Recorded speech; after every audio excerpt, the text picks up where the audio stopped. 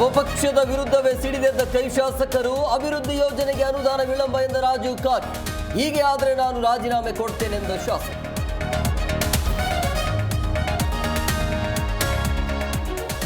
ಸಿದ್ದರಾಮಯ್ಯ ನನಗೆ ಕರೆ ಮಾಡಿದ್ರು. ಜೂನ್ 25ರಂದು ಬೆಂಗಳೂರಿಗೆ ಬರಲು ಹೇಳಿದ್ದಾರೆ. ಸಿಎಂ ಮುಂದೆ ಎಲ್ಲವನ್ನ ಬಿಚ್ಚಿಡ್ತೀರಿ ಎಂದ ಬಿಆರ್ ಪಾಟೀಲ್.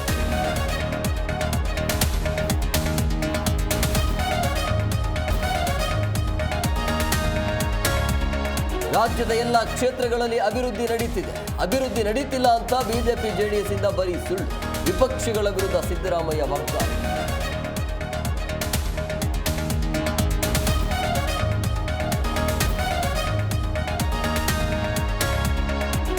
ಇಸ್ರೇಲ್ ಇರಾನ್ ರಣಭೀಕರ ಯುದ್ಧ ಹಿನ್ನೆಲೆ ಜಗತ್ತಿನಲ್ಲಿ ಶಾಂತಿ ಇರಬೇಕು ಅಂತ ಇಷ್ಟಪಡ್ತೇನೆ. ಕಲಬುರಗಿಯಲ್ಲಿ ಎಐಸಿಸಿ ಅಧ್ಯಕ್ಷ ಮಲ್ಲಿಕಾರ್ಜುನ ಖರ್ಗೆ.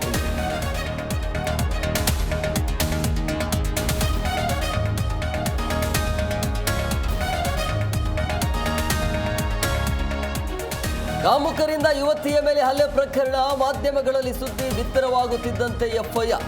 ಪ್ರಮುಖ ಆರೋಪಿಯನ್ನ ಬಂಧಿಸಿದ ಪೊಲೀಸರು.